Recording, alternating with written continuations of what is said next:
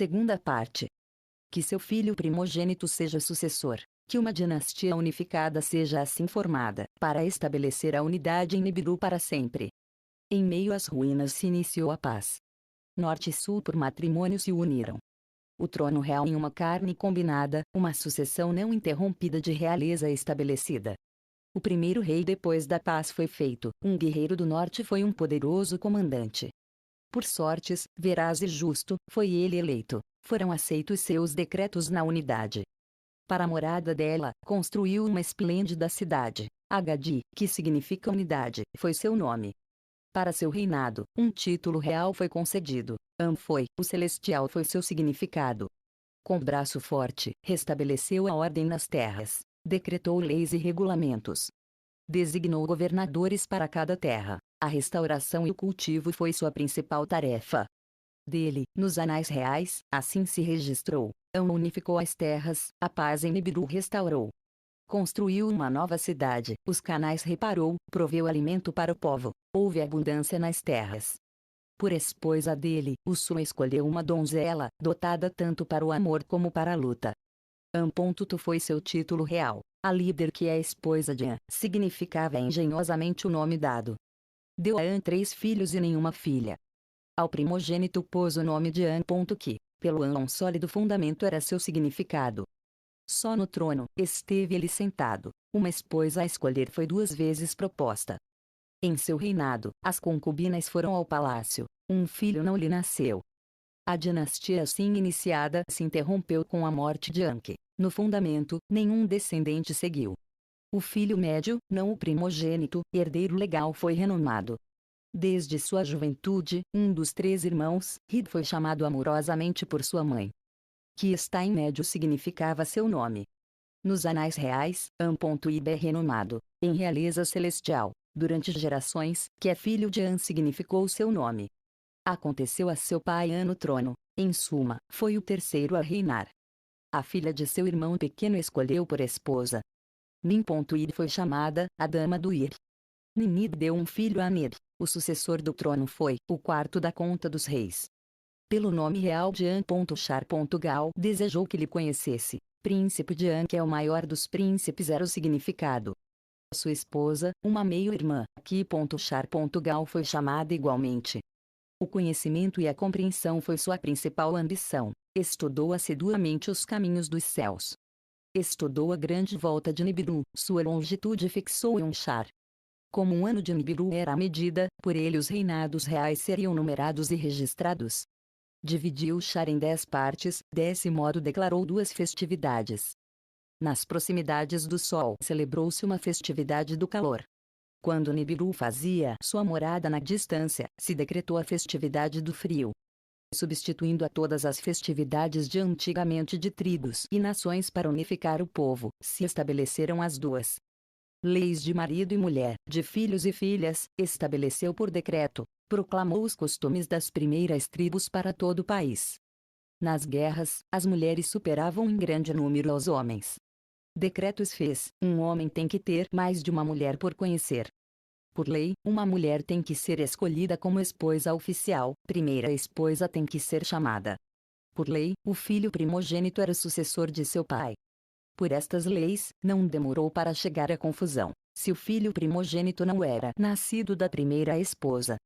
E depois nascia um filho da primeira esposa, convertendo-se por lei em herdeiro legal. Quem será o sucessor? Aquele que pela conta do Charles nasceu primeiro. Aquele nascido da primeira esposa. O filho primogênito. O herdeiro legal. Quem herdará? Quem acontecerá? No reinado do Anchargal, Tishargal foi declarada a primeira esposa. Meia-irmã do rei era. No reinado de Anchargal, levaram-se concubinas de novo ao palácio. Das concubinas, nasceram-lhe filhos e filhas ao rei. Um filho de uma foi o primeiro em nascer, o filho de uma concubina foi o primogênito. Depois, Tishargal teve um filho. Herdeiro legal por lei era, mas primogênito não era. No palácio, Tishargal levantou a voz, irada gritou: se pelas normas meu filho, de uma primeira esposa nascido, vê-se privado da sucessão, que o dobro da semente não se esqueça. Embora de diferentes mães, de um mesmo pai o rei e eu somos descendentes. Eu sou a meio-irmã do rei. De mim, o rei é meio-irmão. Por isso, meu filho possui o dobro de semente de nosso pai Anib. Que, na sucessão, a lei da semente, a lei do desposório prevaleça. Que, na sucessão, o filho de uma meio-irmã, quando queira que nasça, por cima de todos os outros filhos alcance a sucessão. Anshargal, considerando-o, concedeu-lhe seu favor a lei da semente, a confusão de esposa e concubinas, de matrimônio e divórcio, evitaria, se com ela. Em seu conselho, os conselheiros reais adotaram a lei da semente para a sucessão. Por ordem do rei, os escribas anotaram o decreto. Assim foi proclamado o próximo rei pela lei da semente para a sucessão. Foi-lhe concedido o nome Rean.Shar. Foi o quinto no trono.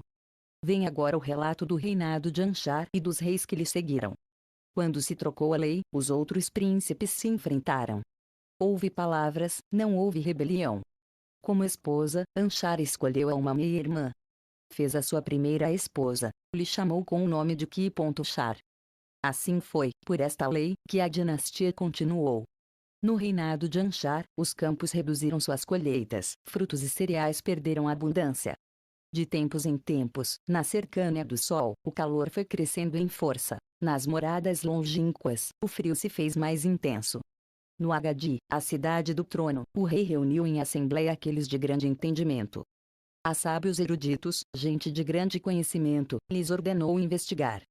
A terra examinaram, lagos e rios puseram à prova.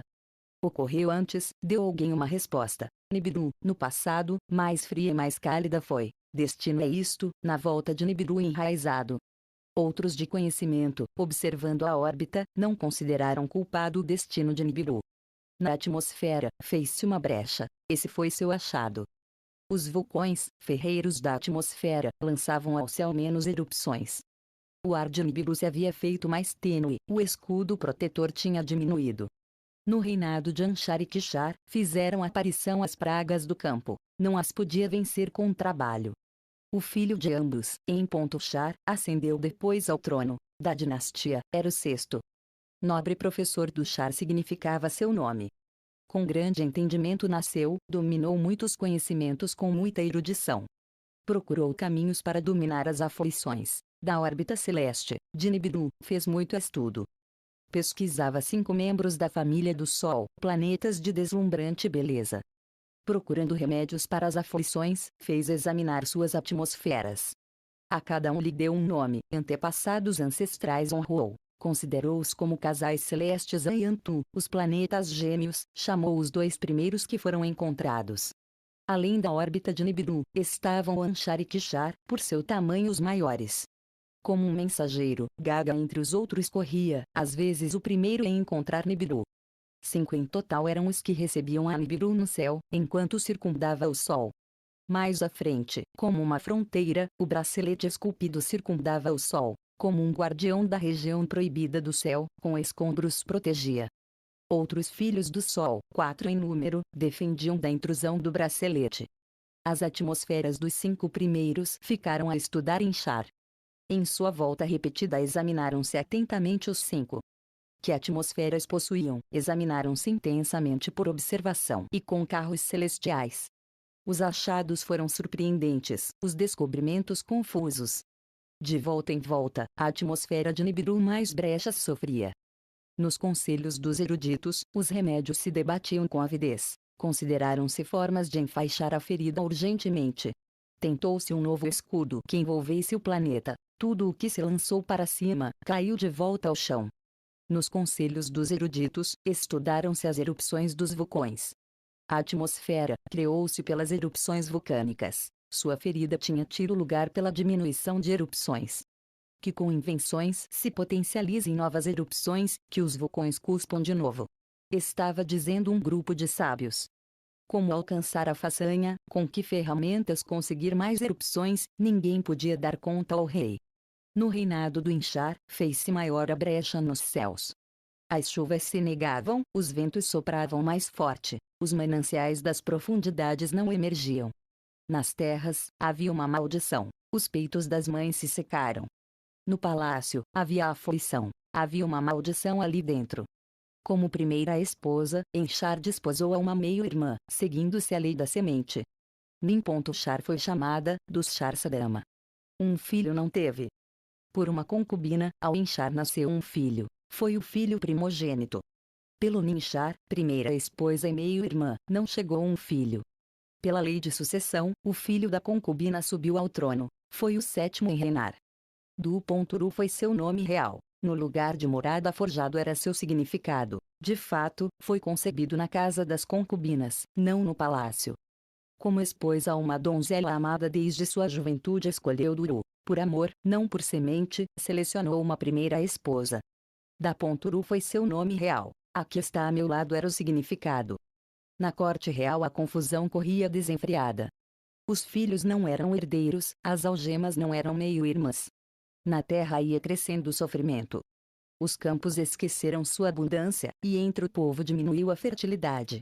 No palácio, a fertilidade estava ausente. Não tinham tido nem filho nem filha. Da semente de An, 7 foram os soberanos. Depois, de sua semente se secou o trono. Dauru encontrou a um menino na porta do palácio. Como a um filho o abraçou. Ao final, Duru como a um filho o adotou, nomeou o herdeiro legal. Lama, que significa secura, foi o nome que lhe deu. No palácio, os príncipes protestavam. No conselho, havia queixa. Ao final, Lama subiu ao trono. Embora não era da semente de An, foi o 8º em reinar. Nos conselhos dos eruditos, deram-se 2 sugestões para sanar a brecha. Alguém sugeriu o uso de um metal, ouro era seu nome. Em Nibiru, era muito raro, dentro do bracelete esculpido era abundante. Era a única substância que se podia moer até o pó mais fino, elevado até o céu, podia ficar suspenso. Assim, com reaprovisionamentos, a brecha se sanaria, haveria um melhor amparo. Que se construam naves celestiais, que uma frota celestial traga o ouro a Nibiru. Que se utilizem as armas de terror. Foi a outra sugestão. Armas que sacudam e afrouxem o chão, que gritem as montanhas. Atacar com projéteis os vulcões, sua letargia remover, estimular suas erupções, recarregar a atmosfera, fazer desaparecer a brecha. Lama era fraco para tomar uma decisão, não sabia que opção tomar. Nibiru completou uma volta, 2 Char seguiu contando Nibiru. Nos campos, a aflição não retrocedia. A atmosfera não se reparava com as erupções vulcânicas. Passou um 3º Char, 1/4 se contou. Não se obtinha ouro. Os conflitos abundavam no reino, a comida e a água escasseavam. A unidade se perdeu no reino, as acusações eram abundantes. Na corte real, os sábios foram e vinham, os conselheiros corriam acima e abaixo. Ao rei não prestavam atenção às suas palavras. Só procurava conselho em sua esposa, Laama era seu nome. Se fosse o destino, supliquemos ao grande Criador de tudo, ao rei, disse ela. Suplicar, não atuar, é a única esperança. Na corte real, os príncipes estavam inquietos, dirigiam acusações ao rei, de forma estúpida e absurda, está trazendo calamidades ainda maiores em vez de paz. Dos antigos depósitos, se recuperaram as armas, havia muito que falar de rebelião. Um príncipe, no palácio real, foi o primeiro em tomar as armas. Com palavras de promessa, agitou aos outros príncipes. Alalu era seu nome. Que Lama já não seja mais o rei. Gritou. Que a decisão substitua a vacilação. Venham, vamos desalentar ao rei em sua morada. Façamos que abandone o trono. Os príncipes fizeram caso às suas palavras. As portas do palácio abriram com violência. A sala do trono, sua entrada proibida, como águas em avalanche chegaram. O rei escapou à torre do palácio. Alalu foi em sua perseguição. Na torre houve luta. Lama caiu morto. Lama já não está. Gritou Alalu. Já não está o rei, anunciou com alvoroço. A sala do trono se dirigiu apressadamente a Alalu. No trono ele mesmo se sentou. Sem direito nem conselho, ele mesmo se proclamou rei. Perdeu-se a unidade no reino. Uns se alegraram pela morte da Lama, outros se entristeceram pelo que tinha feito Alalu. Vem agora o relato do reinado de Alalu e daí da terra. Perdeu-se a unidade no reino, muitos se sentiam ofendidos sobre a realeza. No palácio, os príncipes estavam agitados. No conselho, os conselheiros estavam turvados. De pai a filho, a sucessão de An prosseguiu no trono. Inclusive Lama, o 8º, tinha sido declarado filho por adoção. Quem era Alalu? Acaso era um herdeiro legal, era o primogênito? Com que direito tinha usurpado o trono? Não era o assassino do rei? Ante os 7 que julgam, foi convocado Alalu para considerar sua sorte. Ante os 7 que julgam, Alalu expôs suas pretensões, ainda sem ser herdeiro legal nem filho primogênito, de semente real sim que era. Do Anchargal descendo, ante os juízes reclamou. De uma concubina, meu antepassado nasceu, Alon era seu nome. Por conta do Charles, Alon foi o primogênito, lhe pertencia o trono. Por uma confabulação, deixou de lado seus direitos. A lei da semente de um nada se inventou, para que seu filho obtivesse a realeza. A Alon lhe privou da realeza, e ao filho dela, em seu lugar, foi concedida. Por descendência, sou o continuador das gerações de Alon, a semente do Anchargal está dentro de mim. Os 7 que julgam tiveram em conta as palavras de Alalu. Ao conselho de conselheiros passaram o assunto, para que dirimissem sua veracidade ou falsidade. Trouxeram-se os anais reais da casa de registros. Com muita atenção, leram-se. An e Antu, o primeiro casal real estavam, 3 filhos e nenhuma filha lhes nasceram. O primogênito foi Anque, ele morreu no trono, não teve descendência. Em seu lugar, o filho médio subiu ao trono, Anib foi seu nome. Anchargal foi seu primogênito, ao trono ascendeu. Depois dele, no trono, não continuou a realeza do primogênito, a lei de sucessão se substituiu pela lei da semente.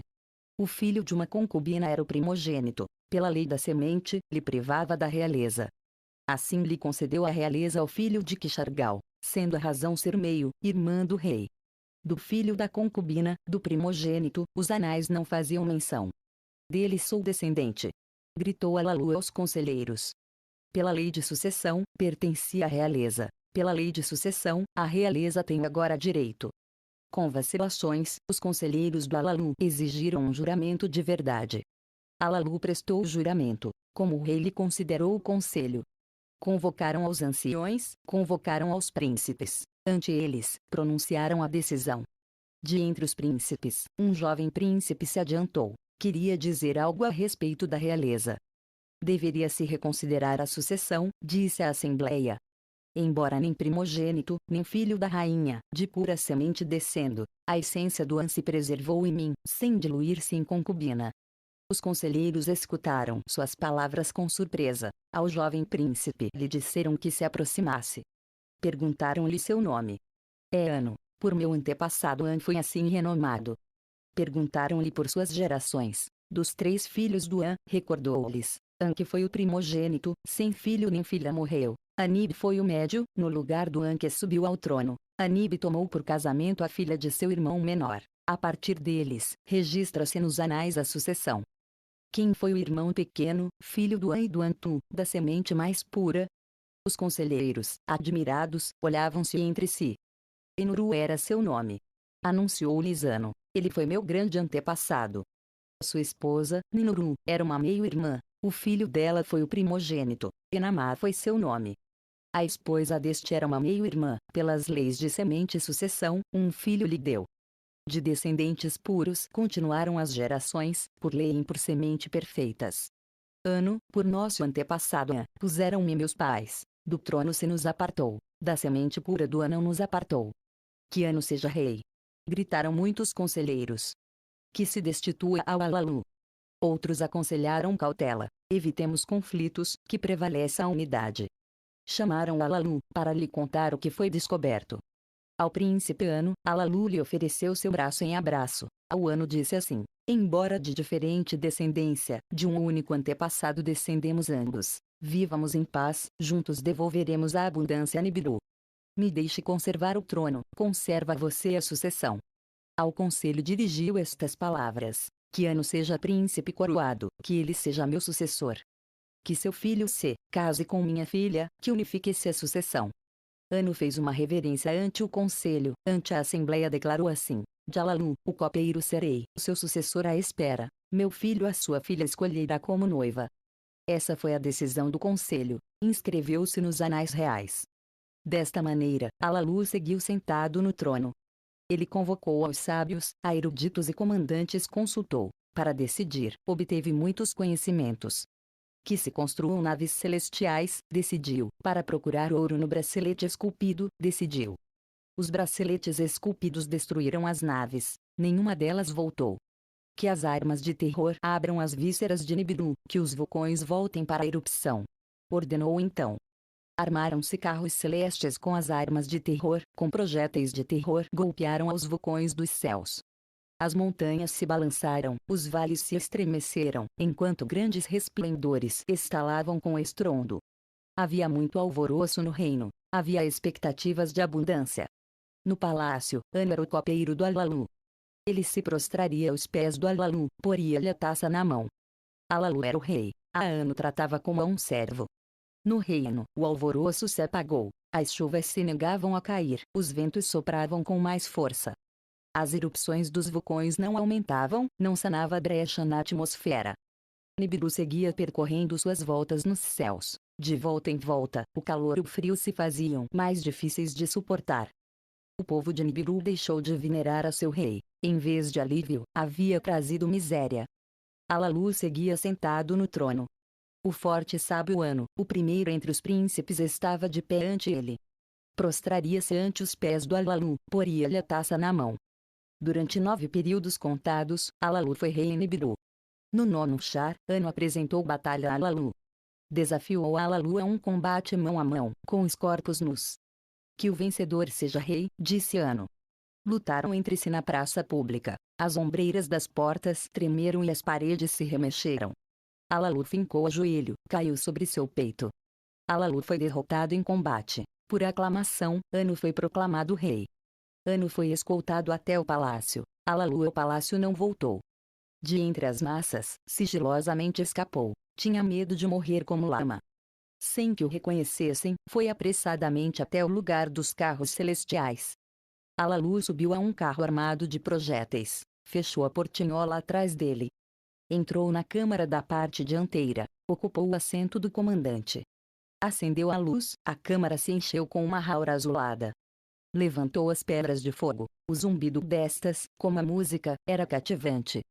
Avivou o grande quebrantador do carro. Arrojava um resplendor avermelhado. Sem ninguém precaver-se disso, Alalu escapou de Nibiru na nave celestial.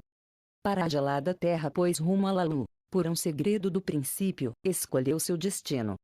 Sinopse da segunda tabuleta. 1. A fuga de Alalu em uma espaçonave com armas nucleares. 2. Rumando aqui, o 7º planeta, a Terra. 3. Porque esperava encontrar ouro na Terra. 4. A cosmogônia do Sistema Solar, a água e o ouro de Tiamat. 5. A aparição de Nibiru do espaço exterior. 6. A batalha celestial e a ruptura de Tiamat. 7. A Terra, a metade de Tiamat, herda suas águas e seu ouro. 8. Kingu, o principal satélite de Tiamat, converte-se na lua da Terra. 9. Nibiru é destinado a orbitar para sempre ao Sol. 10. A chegada de Alalu e sua aterrissagem na Terra. 11. Alalu, ao descobrir o ouro, tem a sorte de Nibiru em suas mãos. 12. Uma representação babilônica da batalha celestial. A segunda tabuleta, para a gelada terra pôs rumo a Alalu. Por um segredo do princípio, escolheu seu destino. Para as regiões proibidas se encaminhou Alalu. Ninguém tinha ido antes ali. Ninguém tinha tentado cruzar o bracelete esculpido. Um segredo do princípio tinha determinado o curso de Alalu. A sorte de Nibiru punha em suas mãos, mediante um plano, faria sua realeza universal. Em Nibiru, o exílio era seguro, a mesma morte se arriscava. Em seu plano, havia riscos na viagem, mas a glória eterna do êxito era a recompensa. Como uma águia, Alalu explorou os céus. Abaixo, Nibiru era uma bola suspensa no vazio. Sua silhueta era atrativa, seu resplendor blasonava os céus circundantes. Seu tamanho era enorme, cintilava o fogo de suas erupções. Seu pacote sustentador de vida, seu tom avermelhado, era como espuma marinha. Em sua metade, via-se a brecha, como uma ferida escura. Olhou para baixo de novo. A ampla brecha se converteu em uma cubeta. Voltou a olhar. A grande bola de Nibiru se converteu em uma fruta pequena. Olhando de novo, Nibiru tinha desaparecido no grande mar escuro. O remorso se aferrou ao coração de Alalu. O medo tinha entre suas mãos. A decisão se permutou em dúvida. Alalu considerou deter sua trajetória. Depois, com audácia retornou à decisão. 100 léguas, 1000 léguas percorreu o carro, 10.000 léguas viajou o carro. Nos amplos céus, a escuridão foi a mais escura. Na longura, as estrelas distantes piscavam ante seus olhos. Mais léguas viajou a Lalu e, logo, seu olhar encontrou uma visão de grande alvoroço. Na extensão dos céus, o emissário dos celestiais lhe dava as boas-vindas. O pequeno Gaga, que mostra o caminho, dava o bem-vindo a Lalu com sua volta, até ele estendia seu bem-vindo.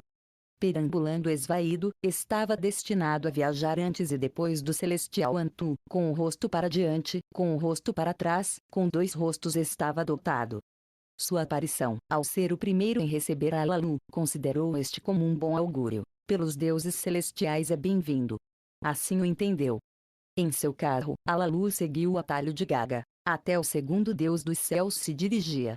Logo o celestial Antu, o nome que lhe desse o rei Enchar, divisou-se na escuridão das profundidades. Azul como as águas puras era sua cor. Das águas superiores era o começo.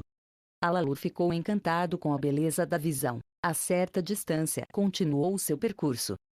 Na longura, o marido de Antu começou a brilhar, por tamanho igual ao de Antu. Como o dobro de sua esposa, por um verde azulado se distinguia Auan. Uma fascinante multidão o circundava, de chãos firmes estavam providos. Alalu lhes deu uma afetuosa despedida aos 2 celestiais, discernindo ainda o atalho de Gaga.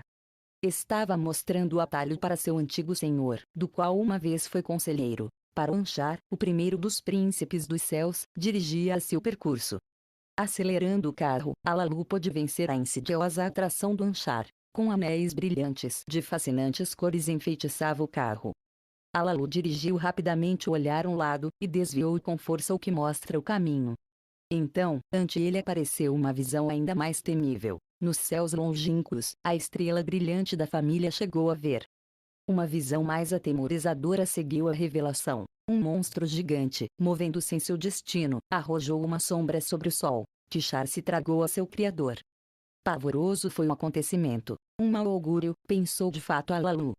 O gigante Kishar, o primeiro dos planetas estáveis, tinha um tamanho entristecedor.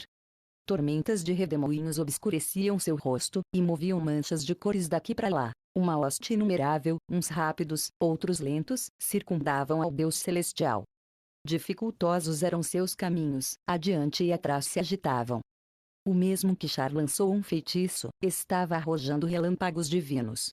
Enquanto Alalu observava, seu curso se viu afetado, distraiu-se sua direção, seus atos se fizeram confusos.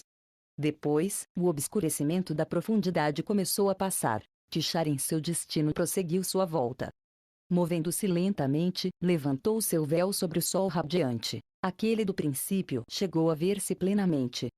Mas a alegria do coração de Alalu não durou muito. Mais à frente do 5º planeta, espreitava o maior dos perigos, como já sabia.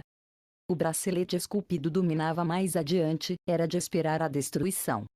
De rochas e pedras estava composto, como órfãos sem mãe se agrupavam. Equilibrando-se por diante e por detrás, seguiam um destino passado. Seus feitos eram detestáveis, difíceis seus atalhos. Tinham devorado aos carros de exploração de Nibiru como leões famintos. Negavam-se a entregar o precioso ouro, necessário para a sobrevivência. Para o bracelete esculpido se precipitou o carro de Alalu, a enfrentar-se audazmente em estreito combate com as ferozes pedras. Alalu atirou para cima com mais força as pedras de fogo de seu carro, dirigiu o que mostra o caminho com mão firme. As sinistras rochas investiram contra o carro, como um inimigo ao ataque na batalha. Alalu soltou do carro um projétil portador de morte para elas, e depois, outra e outra, contra o inimigo, as armas de terror arrojou. Como guerreiros assustados, as rochas retornaram, abrindo um atalho para Alalu. Como por feitiço, o bracelete esculpido abriu uma porta ao rei. Na escura profundidade, Alalu pôde ver os céus com claridade. Não foi derrotado pela ferocidade do bracelete, sua missão não tinha terminado. Na distância, a bola ígnea do sol estendia seu resplendor. Estava emitindo raios de bem-vindo para Alalu. Diante do sol, um planeta pardo avermelhado percorria a sua volta. Era o 6º na conta de deuses celestiais. Alalu não pôde a não ser entrevê-lo. Sobre seu predestinado percorrido, apartava-se com rapidez do atalho de Alalu. Depois, apareceu a gelada terra, o 7º na conta celestial. Alalu pôs rumo ao planeta, para um destino mais tentador. Sua atrativa esfera era menor que Nibiru, sua rede de atração era mais fraco que a de Nibiru. Sua atmosfera era mais magra que a de Nibiru, nela se formavam redemoinhos de nuvens. Abaixo, a Terra estava dividida em 3 regiões, branco de neve no topo e na base, azul e marrom entre elas. Com destreza, Alalu desdobrou as asas de detenção do carro para circundar a bola da Terra. Na região Medeia, pôde discernir terra firme e oceanos aquosos. Dirigiu para baixo o raio que penetra, para detectar as interioridades da Terra. Conseguiu. Gritou estaticamente. Ouro, muito ouro, tinha indicado o raio. Estava por debaixo da região de cor escura, nas águas também havia. Com o coração aos pulos no peito, Alalu estava tomando uma decisão. Faria descender seu carro sobre a terra seca, possivelmente para explodir e morrer. Poria rumo às águas, possivelmente para afundar-se no esquecimento. Que caminho devia tomar para sobreviver? Descobriria o valioso ouro. No assento da águia, Alalu não se agitou. Em mãos da sorte confiou o carro. Completamente cativo na rede atrativa da Terra, o carro se ia movendo cada vez mais rápido. As asas estendidas se acenderam. A atmosfera da Terra era como um forno. Logo, o carro tremeu, emitindo um estrondo mortífero. Abruptamente, o carro chocou, detendo-se de repente. Sem sentido pela sacudida, aturdido pelo choque, Alalu ficou imóvel. Logo, abriu os olhos e soube que estava entre os vivos. Ao planeta do ouro tinha chegado vitorioso. Vem agora o relato da Terra e seu ouro. É um relato do princípio, e de como os deuses celestiais foram criados.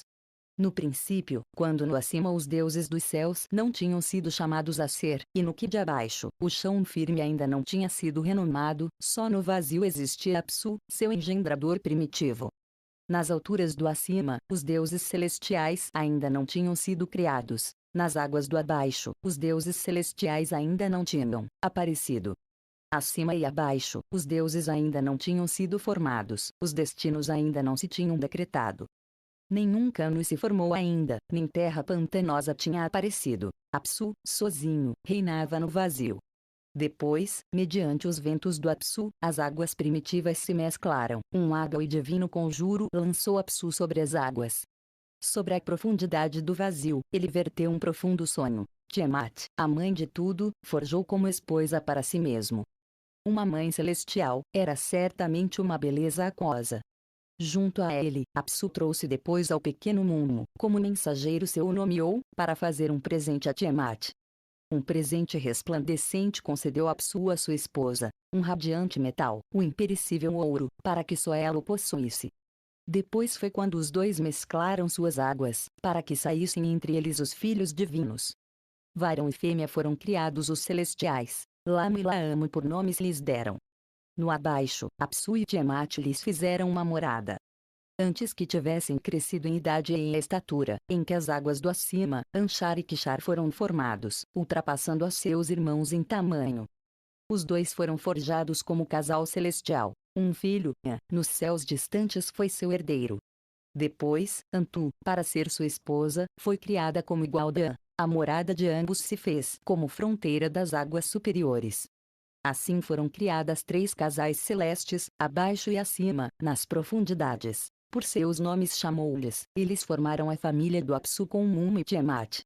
Naquele tempo, Nibiru ainda não se via, a terra ainda não tinha sido chamada a ser.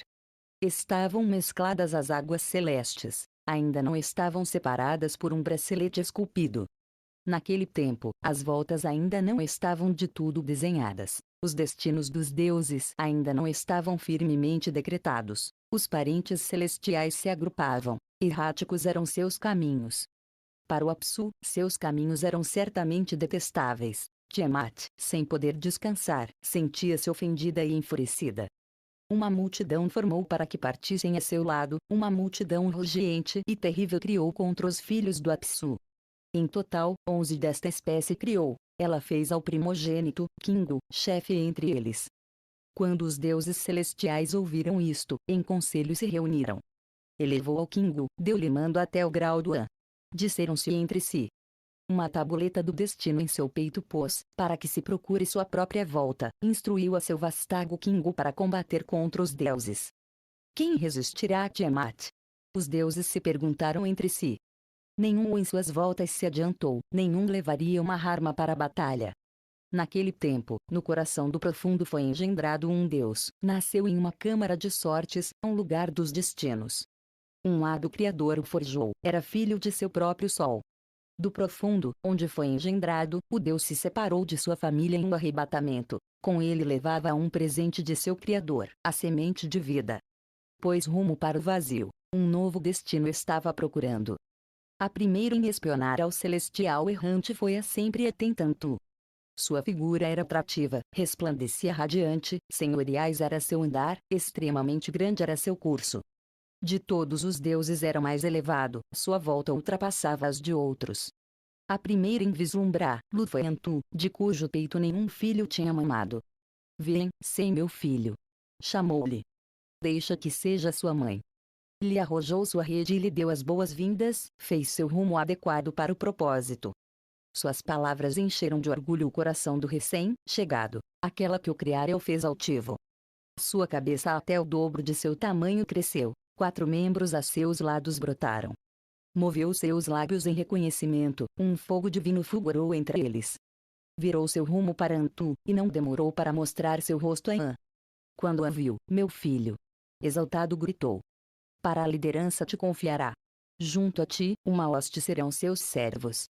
Que Nibiru seja seu nome, conhecido para sempre como cruzamento. Ele se prostrou ante a Nibiru, voltou seu rosto ante o passo de Nibiru, estendeu sua rede, 4 servos formou para Nibiru, para que fossem, junto a ele, sua hoste, o vento sul, o vento norte, o vento leste, o vento oeste. Com o coração contente, anunciou Anshar, seu predecessor, a chegada de Nibiru.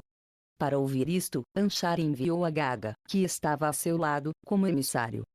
Palavras de sabedoria transmitiu a An, para atribuir uma tarefa a Nibiru.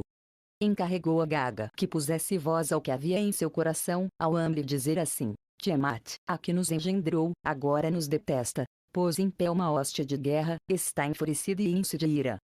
Contra os deuses, seus filhos, 11 guerreiros partem a seu lado. De entre eles, elevou ao Kingu, e o marcou no peito um destino sem direito. Nenhum deus entre nós poderá sustentar-se frente à sua malevolência, sua hoste pôs o medo em todos nós. Que Nibiru se converta em nosso vingador. Que ele vença a Tiamat, que salve nossas vidas. Para ele decretou uma sorte, que saia e siga em frente a nossa poderosa inimizade. Gaga partiu para An, prostrou-se ante ele e as palavras de Anshar repetiu. An repetiu a Nibiru as palavras de seu predecessor, revelou-lhe a mensagem de Gaga. Nibiru escutou maravilhado as palavras, fascinado ouviu falar da mãe que devoraria seus filhos. Sem dizê-lo, seu coração já o tinha impulsionado a sair contra Tiamat. Abriu a boca, e disse assim a An e a Gaga: se para salvar suas vidas tenho que vencer a Tiamat, convoquem os deuses em assembleia, proclamem supremo o meu destino. Que todos os deuses acordem em conselho para me fazer líder, submeter-se a meu mandato. Quando Lamo e Laamo ouviram isto, gritaram angustiados. Estranha era a demanda, não se pode compreender seu sentido. Disseram eles. Os deuses que decretam as sortes consultaram entre si, acessaram a fazer de Nibiru seu vingador, para ele decretaram uma sorte exaltado. A partir deste dia, inalteráveis serão seus mandatos. Disseram a ele. Nenhum de entre nós os deuses transgredirão seus limites. Vê, Nibiru, seja nosso vingador. Forjaram para ele uma volta principesca para que avançasse para Tiamat. Deram suas benções a Nibiru, e deram armas terríveis a Nibiru. Anshar forjou 3 ventos mais de Nibiru: o vento maligno, o torvelinho, o vento sem par. Tishar encheu seu corpo com uma chama ardorosa, e uma rede para envolver a Tiamat. Assim, preparado para a batalha, Nibiru pôs rumo em direção a Tiamat. Vem agora o relato da batalha celestial, e de como a terra deveria ser, e do destino de Nibiru. O Senhor saiu, estabelecido pelas sortes, seguiu seu rumo. A terrível Tiamat encarou, com seus lábios pronunciou um conjuro. Como manto de amparo, pôs em marcha o pulsador e o emissor. Com uma impressionante radiação foi coroada sua cabeça. À sua direita, apostou no que fere. Em sua esquerda, colocou o repulsor. Os 7 ventos, sua hoste de auxiliares, como uma tormenta enviou, precipitou-se para a terrível Tiamat, com um clamor de batalha. Os deuses formaram redemoinhos junto a ele, depois se separaram de seu caminho. Avançou sozinho para examinar a Tiamat e a seus ajudantes, para fazer uma ideia dos planos de Kingu, o comandante de sua hoste. Quando viu o valente Kingu, lhe nublou a vista. Enquanto olhava os monstros, lhe distraiu a direção, seu rumo se transtornou, seus atos se confundiram. O grupo de Tiamat a rodeava estreitamente, tremiam de terror. Tiamat estremeceu suas raízes, um rugido poderoso emitiu. Lançou um feitiço sobre Nibiru, envolveu com seus encantos. A sorte entre eles estava lançada, a batalha era inevitável. Cara a cara se encontraram, Tiamat e Nibiru. Avançam um contra outro, aproximavam-se da batalha, procurando singular combate. O senhor estendeu sua rede, para envolvê-la lançou. Tiamat gritou com fúria. Como possuída, perdeu seus sentidos. O vento maligno, que tinha estado atrás dele, a Nibiru adiantou, ante o rosto dela soltou. Ela abriu a boca para tragar-se ao vento maligno, mas não pôde fechar os lábios. O vento maligno carregou contra seu ventre, abriu-se passo em suas vísceras. Suas vísceras uivavam, seu corpo se dilatou, a boca lhe abriu. Através da abertura, Nibiru disparou uma flecha brilhante, um relâmpago divino. A flecha lhe despedaçou as vísceras, fez-lhe pedaços o ventre, rasgou-lhe a matriz, partiu-lhe o coração. Havendo-a submetido assim, ele extinguiu seu fôlego vital. Nibiru contemplou o corpo sem vida, Tiamat era agora um cadáver massacrado. Junto à sua senhora sem vida, seus 11 ajudantes tremiam de terror, ficaram capturados na rede de Nibiru, incapazes como eram de fugir.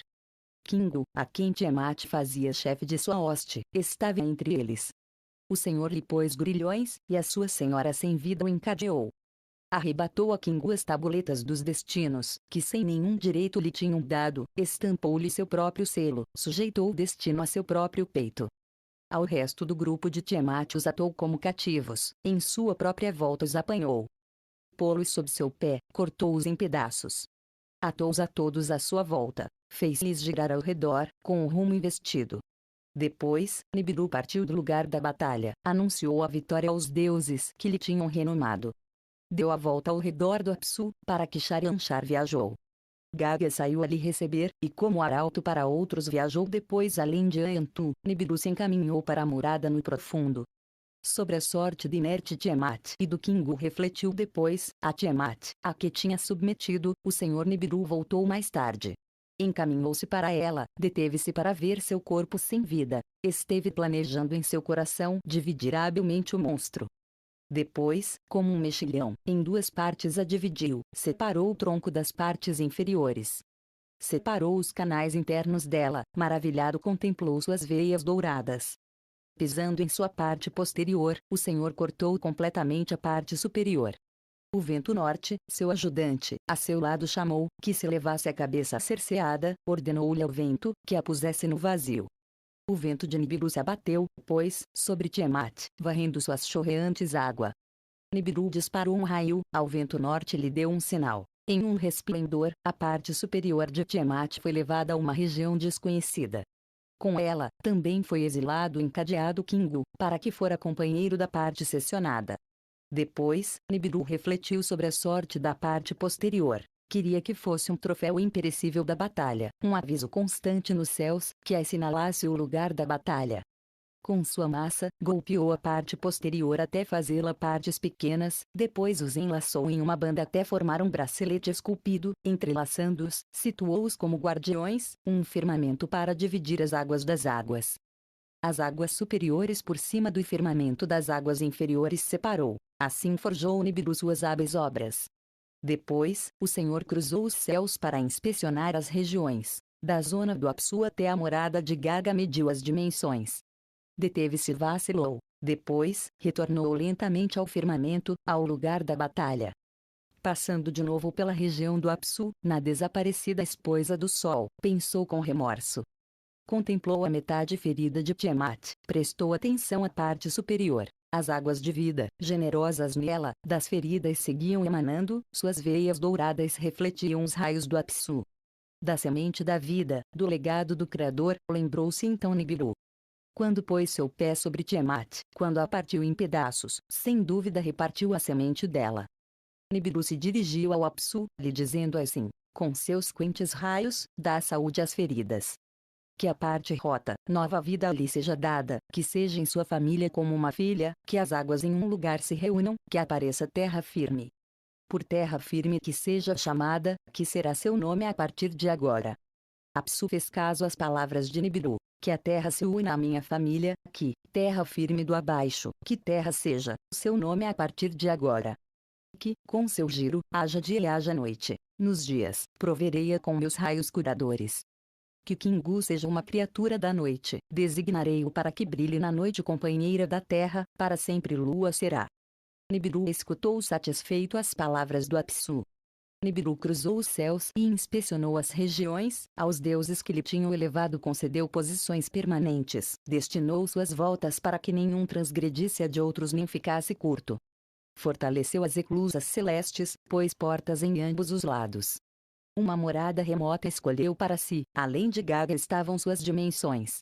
Suplicou ao Apsu que decretasse para ele a grande volta como seu destino. Todos os deuses levantaram sua voz desde suas posições, que a soberania de Nibiru seja sobressalente. O mais radiante dos deuses é que seja na verdade o filho do sol.